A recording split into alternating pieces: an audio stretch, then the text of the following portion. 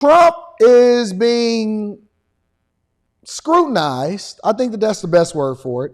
Scrutinized for potentially using the military in deportations. Make sure y'all hit a like for the algorithm, subscribe to the channel, and turn on your notifications. Let's rock. All right, welcome back here to The Hill on News Nation. President-elect Donald Trump vowing to use the military, he says, potentially to carry out his plans for a mass deportation program of illegal immigrants when he takes office on January 20th, 2025. Now, this really shouldn't come as a surprise. Republicans have been talking about this for months, about the possibility. For instance, when I spoke with the House Speaker, Mike Johnson, back in May, he told me this.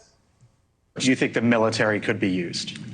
Well, I do. I think desperate times call for desperate measures. The challenge we have, very frankly, is going to be finding and rounding these people up because they're being dispersed around the country, and DHS is not tracking them. Joining me now, Ken Cuccinelli, former acting Deputy Homeland Security Secretary in the first Trump administration. Ken, thanks for being with us here on The Hill. Appreciate it, sir. Good to be with you. So what? My pleasure. What does it look like in your view? I know this is something that you've been advocating for, you've been researching. What do you believe this policy looks like come the end of January next year?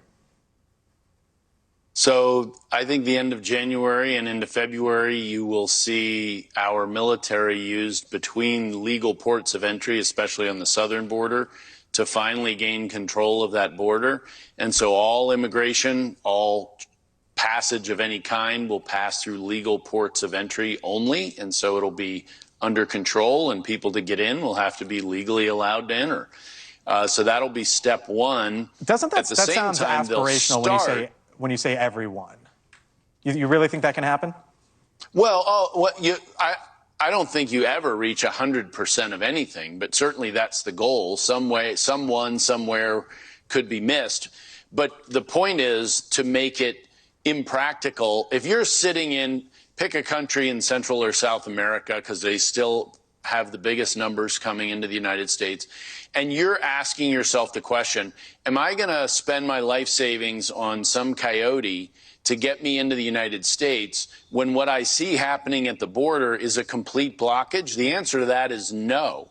And it will, once it's clear to people who might come into this country that they, as a practical matter, can't get in. And you're right, it'll never be 100%, but it doesn't need to be to drive the numbers coming to the border down into the dirt.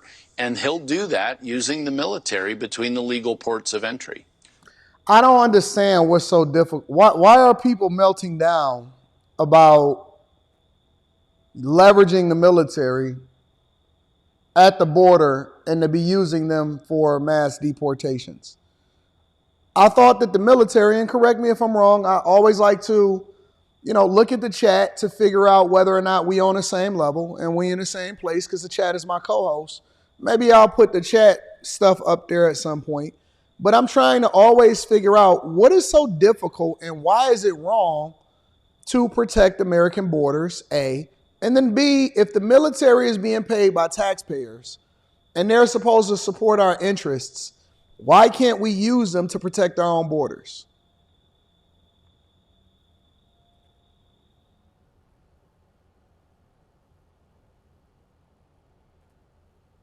If we're not deploying military over into war or other countries to do certain things, but we're still funding the military-industrial complex, why wouldn't we use them to protect our borders if we need more border security? And also, why can't we leverage them for mass deportation?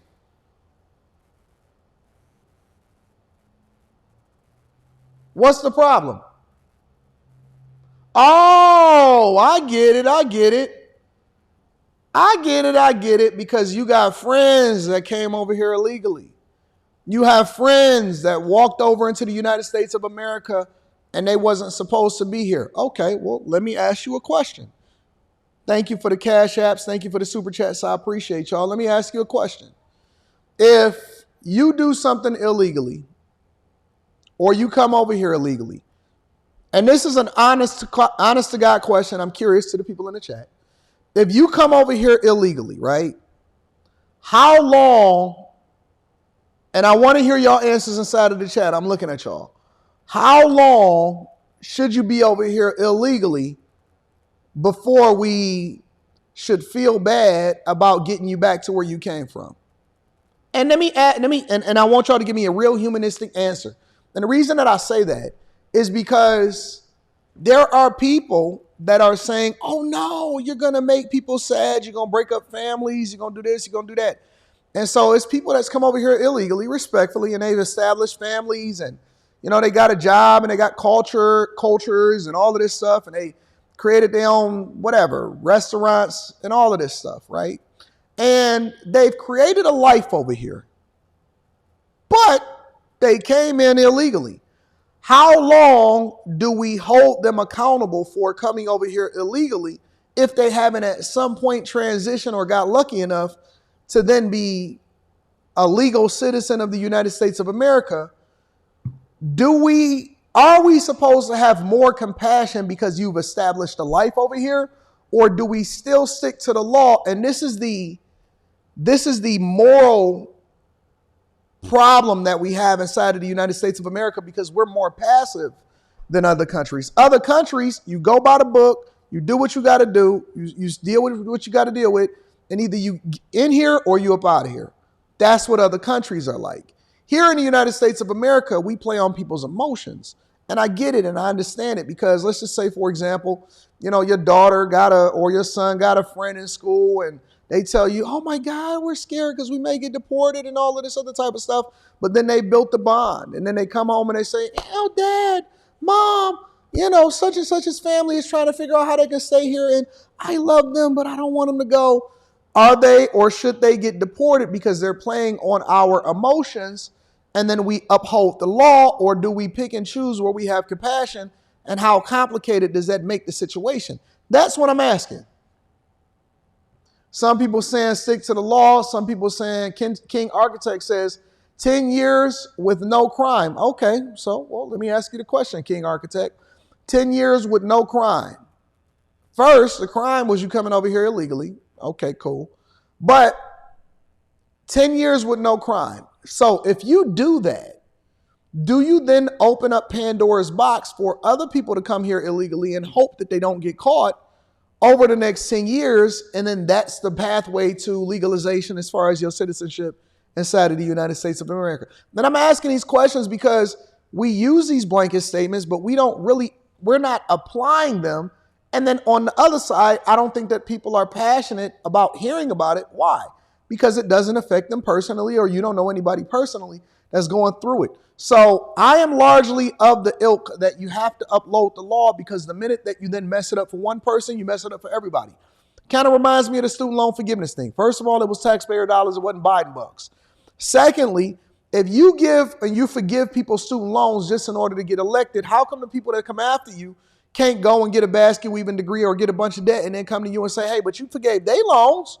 Why are you not forgiving our loans? What about the people that actually paid off their loans legally? Should they not be upset? What about the people that came in here and waited their turn and waited years in order to become legal citizens and went through the process and they actually participated accordingly? They actually went through the legal means to become citizens of the United States of America. Should they not be offended by you being able to hide for 10 years and then say, hey, no, I'm a legal citizen?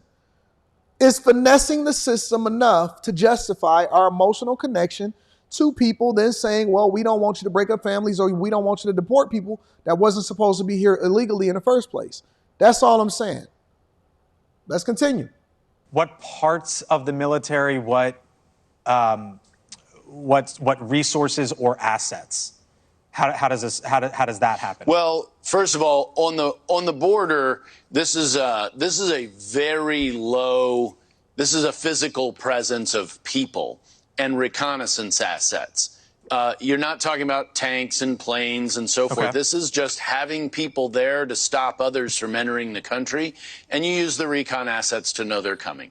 That's all. That's what it looks like on the border. And in higher passage areas, there will be more folks there. And by the way, the Border Patrol will be there as well. Out in the much more difficult points of passage, out, say, in western Texas, for example, where the border is very difficult to pass, there will be a presence, but it will be a much smaller presence because that's all that will be needed to maintain security in those areas. And by security, I mean blocking people from entering the United States. I want to ask you about what the governor there in the state of Arizona, Katie Hobbs, said today when asked about this possibility. Here's what she said. I'll get your reaction on the other side. She basically said, Ken, that really her state law enforcement officers weren't going to be involved in this.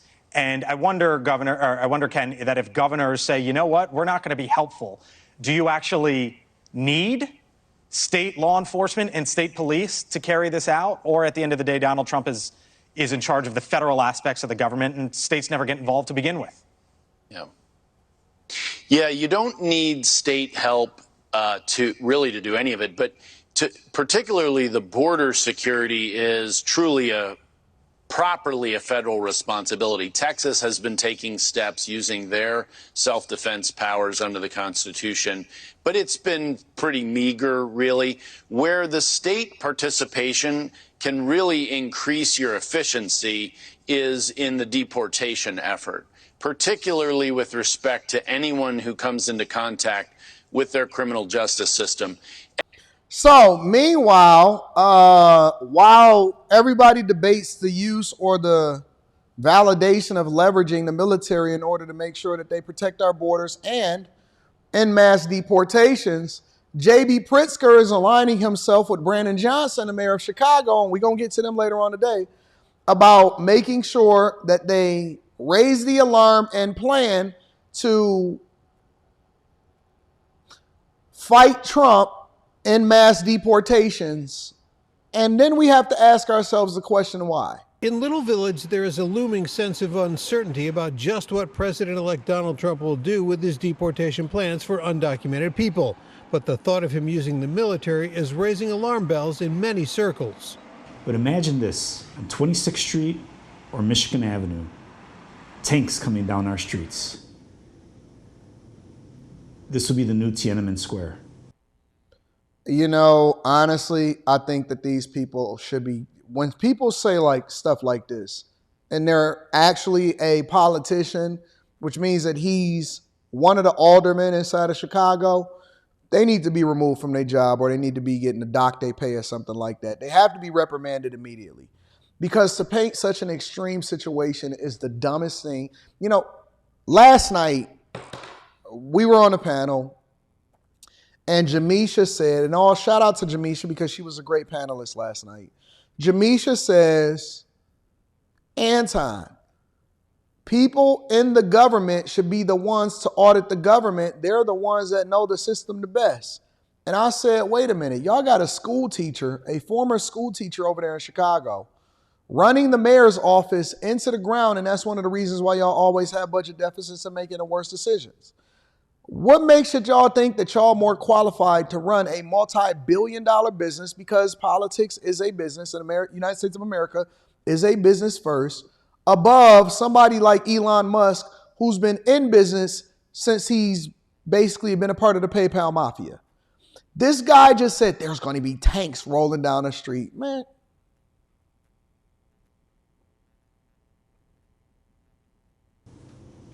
The fact is, this is serious. Trump has promised mass deportations many times on the campaign trail, most recently during his rally at Madison Square Garden before the election. On day one, I will launch. I turned on closed captioning because I seen some of y'all in the chat saying, Anton, can you turn on closed captioning so I can watch inside of my office and stuff like that. I'm going to do the best that I can to accommodate y'all. Largest deportation program in American history to get the criminals out. But there are questions about the legality of Trump's plans to use the military. Governor Pritzker says it would be uncalled for and possibly unconstitutional. We, of course, are deeply concerned about, the President of the United States calling out military inside the United States, where people are peaceful, even if there may be people who are undocumented. Immigrant advocacy groups in Chicago and across the country are already gearing up for a fight. The Resurrection Project is reminding undocumented people about their rights, warning them not to open their doors if someone knocks without a warrant. You don't have no rights. When did undocumented migrants or people that are here illegally start having rights inside of the United States of America? Y'all don't even give this level of help to people that are residents in the United States of America. Y'all don't even show up like this when people in their own neighborhoods are being assaulted by or held accountable by other people and criminals. Y'all don't have this type of love for people in your own states. Prophet gets no honor in their own home. Listen, if you're looking for help, don't look for it from the people that's next to you. You only gonna get help from people that don't know you. People are more passionate about people that's not even supposed to be here than the residents of Chicago. The residents of Chicago have been suffering for a long time. They've been getting their property took. I'm gonna talk about it later on today and stuff like this. When did you start having rights as an undocumented migrant that is in the United States of America? Where they do that at? When I go over into another country, I just got back from Bucharest last month. When I go over to another country, I am on my best behavior. Because ain't no way in the world I'm about to get arrested in another country. I don't feel like I got no rights. I don't know what y'all system is like. I don't know what the prisons is like. I don't know what jail is like. Everybody that's with me in another country, ain't no turning up, ain't no going crazy. We're going to make sure that we abide by the culture and the law, and we're going to be careful. We are here on a sightseeing mission. We are here to experience the culture. We are here to learn something new, and we are here to have a good time. Ain't no breaking the law, ain't no getting loose, in my opinion, in another country, because I don't know what y'all about over here. I am on my best behavior. I'm not trying to offend nobody. I ain't trying to get caught up. I don't know where to go, what to do, or none of that. I'm just trying to make sure that I learn as much as I can and have a good time and do it legally. I know that I don't have no rights in nobody else's country. So I got to make sure that I'm doing what I'm supposed to do before I get there. It also has lawyers on standby. I mean, I think we're going to rely Lawyers on on, standby. making sure that any kind of potential lawsuits that could be brought up against the administration for its misuse of and abuse of the military or the National Guard is ready. One constitutional law expert says the president can, under the Insurrection Act, call out the military to suppress uprisings. But given the fact that the current immigration situation has been ongoing for decades, it hardly seems like an emergency. Chicago, Illinois, y'all are the worst state in the United States of America right now. I'm going to just tell y'all that.